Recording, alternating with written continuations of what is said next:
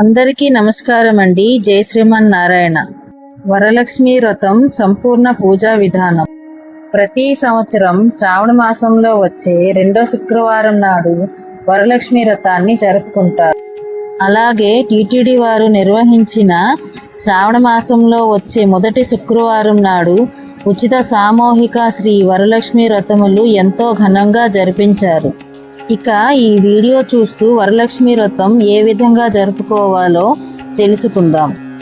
ఈ శుక్రవారం ఆగస్టు 21వ తేదీన రెండో శ్రావణ శుక్రవారం వచ్చింది. సాధారణంగా శ్రావణ పౌర్ణమి ముందు వచ్చే శుక్రవారం వరలక్ష్మి వ్రతం చేస్తారు. ఎవరైనా కూడా మీ విలువను బట్టి 3వ వారం కానీ 4వ వారం కానీ చేసుకోవచ్చు. తమ కుటుంబ శ్రేయస్సు కోసం వివాహిత స్త్రీలు భర్త సంక్షేమాన్ని కోరుతూ మంగళగౌరి వ్రతంతో పాటు కుటుంబం అంతా ఐశ్వర్యంతో జీవించాలని కోరుకుంటూ శ్రావణ మాసం ఈ శుక్రవారం రోజున వరలక్ష్మి వ్రతం జరుపుకుంటారు. ఈ వ్రతాన్ని ఆచరించడం వల్ల లక్ష్మీదేవి అనుగ్రహం లభిస్తుంది అని నమ్ముతారు. ఈ సందర్భంగా వరలక్ష్మి వ్రతం రోజున ఏ పనులు చేయాలి, ఏ పనులు చేయకూడదు పూర్తి వివరాలను ఇప్పుడు మనం ఈ వీడియో ద్వారా తెలుసుకుందాం.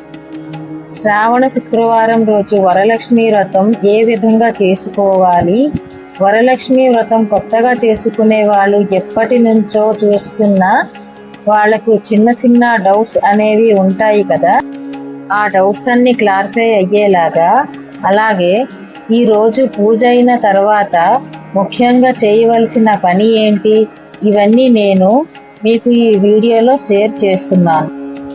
ఈ వ్రతాన్ని ఆచరించడానికి ముందే ఇల్లంతా శుభ్రంగా ఉంచుకోవాలి. ఎక్కడ కూడా పూజ లేకుండా నీట్గా క్లీన్ చేసుకోవాలి. అలాగే కిచెన్ మొత్తం చాలా శుభ్రంగా చేసుకోవాలి. బొద్దింకలు లాంటివి లేకుండా కూడా ఇల్లంతా కూడా శుభ్రం చేసుకోవాలి. అలాగే వ్రతం చేసే ముందు రోజే ఒక 3 విషయాలు జాగ్రత్తగా మనం గుర్తుంచుకోవాలి. 1, మెయిన్ డోర్ అనేది చాలా నీట్గా ఉండాలి. ఇక్కడ దుమ్ము లేకుండా శుభ్రంగా మెయిన్ డోర్ గుమ్మం అనేది క్లీన్ చేసుకోవాలి. అలాగే కొంతమంది ఇంట్లో నాన్ వెజ్ అనేది స్టాక్ పెట్టుకుంటూ ఉంటారు కదా, ఫ్రిడ్జ్లో లేదా ఎండు రొయ్యలు, ఎండు చేపలు లాంటివి అస్సలు ఇంట్లో లేకుండా చేసుకోవాలి. అలాగే మనం పూజ చేసే ప్రాంతంలో కానీ పూజా మందిరం దగ్గర కానీ ఇలాంటి వస్తువులు లేకుండా చూసుకోవాలి. ముఖ్యంగా వ్రతం చేసే రోజు ఇంట్లో మాసిన బట్టలు లేకుండా చూసుకోవాలి. వ్రతం ఆచరించే రోజు సూర్యోదయం కంటే ముందే నిద్రలేచి తలంటు స్నానం చేయటం, చేసుకున్న తర్వాత గుమ్మానికి పసుపు రాసి కుంకుమ బొట్లు పెట్టుకొని బియ్య పిండితో పద్మం ముగ్గు వేసి పసుపు కుంకుమ పూలతో అలంకరించుకోవాలి. ఈ వ్రతం చేసేవాళ్ళు పట్టు చీర కట్టుకుంటే చాలా మంచిది. ఆ పట్టు వస్త్రాలు ధరించి నిండుగా రెడీ అయిన తర్వాతే అమ్మవారికి వ్రతం చేసుకోవాలి.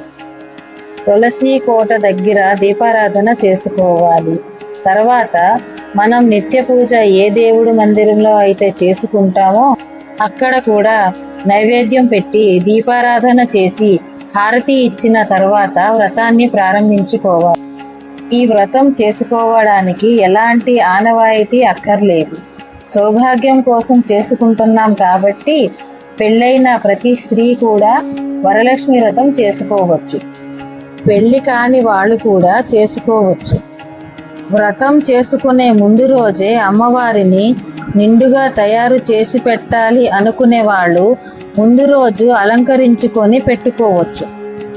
అలంకరించుకోలేని వాళ్ళు ఫోటో కూడా పెట్టుకోవచ్చు. పూజలో దీనికి కూడా ఆనవాయితీ ఏమీ అక్కర్లేదు.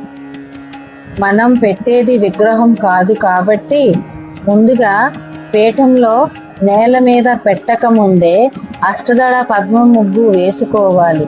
అమ్మవారు తామర పువ్వులో ఉంటారు కాబట్టి పద్మ ముగ్గు వేసుకొని దానిపైన పీఠం ఏర్పాటు చేసుకొని పసుపు రాసి కుంకుమ బొట్లు పెట్టుకొని పద్మ ముగ్గు వేసుకోవాలి.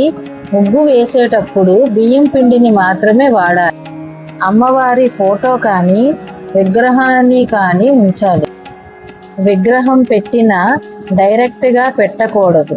కింద బియ్యం పోసుకొని ఆ బియ్యం పైన తమలపాకులు ఉంచి ఆ తమలపాకులలో కొద్దిగా పసుపు కుంకుమలు వేసుకొని దానిపైన అమ్మవారి ఫోటోలు కానీ విగ్రహానికి కానీ పెట్టుకోవాలి. నారాయణుని ఫోటో కానీ విగ్రహం కానీ తప్పనిసరిగా పెట్టుకొని పూజించుకోవాలి. కలశాన్ని ఏర్పాటు చేసుకొని పెట్టుకోవాలి అనుకుంటే ఆ పీట పైన కొద్దిగా బియ్యం వేసి ఆ బియ్యం పైన అష్టలక్ష్మి చెంబును ఉంచి చెంబుకు పసుపు కుంకుమలతో బొట్టు పెట్టుకొని ఆ చెంబు నిండుగా నీళ్లు పోసి ఆ నీళ్ళలో కొద్దిగా పసుపు కుంకుమ గంధము అక్షింతలు ఒక వెండి కాయిన్ లేదా రాగి కాయిన్ లేదా మీకు అందుబాటులో ఉన్న ఏ నాణ్యమైనా వేసుకొని అందులో కొంచెం పచ్చకర్పూరం కూడా వేసుకోవాలి. అందులో కొన్ని మామిడి ఆకులు ఉంచి ఆ మామిడి ఆకుల పైన పసుపు కుంకుమ రాసి కొబ్బరికాయను ఉంచాలి. ఈ వ్రతంలో కలశాన్ని లక్ష్మీ స్వరూపంగా భావించి కొంతమంది కలశంలోనికి అమ్మవారికి ఆహ్వానం చేసుకుంటారు. కొంతమంది ఫోటోకి పూజ చేస్తారు, కొంతమంది విగ్రహానికి పూజ చేస్తారు. కలశానికి కానీ మనం పెట్టుకున్న అమ్మవారి విగ్రహానికి కానీ దేనికైనా సరే పూజ చేసుకోవచ్చు. అన్నీ సిద్ధం చేసుకొని ఒక చిన్న వినాయకుడిని విగ్రహం కానీ లేదా పసుపుతో చేసిన వినాయకుడిని కానీ పూజలో ఉంచుకోవాలి. ముందుగా దీపాన్ని వెలిగించి పూజను ప్రారంభించాలి. ఈరోజు ఆవు నెయ్యితో దీపాన్ని వెలిగిస్తే చాలా మంచిది. లక్ష్మీదేవికి ఆవు ఇష్టం కాబట్టి మనం ఎన్ని ఎక్కువ దీపాలతో అమ్మవారిని పూజిస్తే ఆమె అంతే సంతోషిస్తుంది. దీపాన్ని వెలిగించే ముందు తోరణాన్ని రెడీ చేసుకుని సిద్ధంగా ఉంచుకోవాలి. దారం బంతిని 9 పోగులు తీసుకొని 9 ముడులు వేస్తూ ఒక్కొక్క ముడికి ఒక్కొక్క మంత్రం చదవాలి. వరలక్ష్మి వ్రతం బుక్లో ఉంటుంది. ఆ ఒక్కొక్క నామాన్ని చదువుతూ 9 ముడులు వేసి మధ్యలో పుష్పాన్ని ఉంచి సిద్ధం చేసుకోవాలి. ఈ తోరణం పూజలో కూర్చొని వ్రతం చేసుకునే వాళ్ళు కట్టుకోవాలి. అలాగే మనం ఎంతమందికి అయితే వాయనం ఇస్తున్నామో అంతమందికి కూడా ఈ తోరణం రెడీ చేసి అమ్మవారి దగ్గర ఉంచాలి. వ్రతకల్పం బుక్కులో మీకు తోర పూజ అని వస్తుంది కదా, అప్పుడు ఆ తోరంకి పూజ చేసి ముందుగా వ్రతం చేసేవాళ్ళు కట్టుకొని తర్వాత చివరిలో వాయనం ఇచ్చే వాళ్ళకి కట్టాలి. ఇలా పూజను ప్రారంభించి లక్ష్మీనారాయణుని ఆహ్వానం చేసుకున్న తర్వాత పంచామృతంతో అభిషేకం చేసుకోవాలి. అభిషేకం చేసిన విగ్రహాలను ఒక తెల్లని వస్త్రాలతో శుభ్రంగా తుడిచిన తర్వాత పసుపు కుంకుమ గంధముతో అలంకరించుకొని మన దగ్గర ఉన్న జ్యువెలరీ ఏదైనా సరే అమ్మవారికి వేసుకోవచ్చు. అంటే గోల్డ్ అయినా పర్వాలేదు. పసుపు నీళ్లలో శుద్ధి చేసుకొని అమ్మవారికి ధరించాలి. ఆభరణాలు అన్ని కలశానికి వేసి పూజ చేసుకోవచ్చు. వ్రతం ప్రారంభించే ముందు వినాయకుడికి అష్టోత్తరం చేసుకొని నైవేద్యం సమర్పించాలి. ఆ తర్వాత అమ్మవారిని పూజించే ముందు పూజలో పసుపు కొమ్ము పెట్టి పూజ చేసుకోవాలి. అభిషేకం చేస్తున్నట్లుగా ఉండే ఏనుగు విగ్రహాలు ఉన్నట్లయితే అమ్మవారి ముందు ఉంచి పూజ చేసుకోవచ్చు. అమ్మవారికి అష్టోత్తరం చేసుకోవాలి. అమ్మవారికి ఎర్రని పువ్వులు కానీ సువాసన వచ్చే జాజి పువ్వులు మల్లె పువ్వులు లేదా ఎర్రని అక్షంతలు వీటిలో ఏదైనా సరే అమ్మవారికి అష్టోత్తరంలో వాడచ్చు.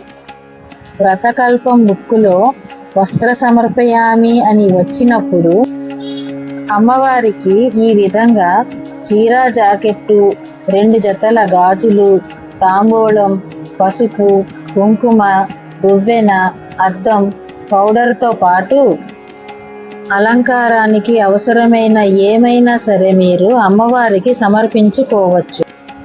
ఇలా అమ్మవారికి సమర్పించిన చీరను ఇంటికి ఎవరైనా ముత్తైదులను పిలిచి ఆమెను లక్ష్మీ స్వరూపంగా భావించి ఆమెకు చీరను వాయనంగా ఇస్తే చాలా మంచిది. లేదంటే వ్రతం ఆచరించిన వాళ్ళైనా సరే ఈ చీరను కట్టుకోవచ్చు. అలాగే అమ్మవారికి 9 రకాలు కానీ 5 రకాలు కానీ ఎన్నైనా సరే నైవేద్యంగా ఆ రోజే ఉదయం సమర్పించుకోవాలి. అలాగే అమ్మవారికి సమర్పించిన నైవేద్యాలు ఎన్నైనా అందులో పరమాన్నము, పులిహోర, బూరెలు తప్పనిసరిగా నైవేద్యంగా సమర్పించాలి. ఇలా పిండి వంటలతో పాటు పండ్లు కూడా అమ్మవారికి నైవేద్యంగా సమర్పించుకోవచ్చు. అలాగే వడపప్పు, చలిమిడి, బెల్లం, పానకం వీటిని అమ్మవారికి నైవేద్యంగా సమర్పించుకోవాలి. పూజలో మనం ఎంతమందికి వాయనం ఇస్తున్నామో అవన్నీ కూడా ఒక ప్లేట్లో సిద్ధంగా ఉంచుకోవాలి.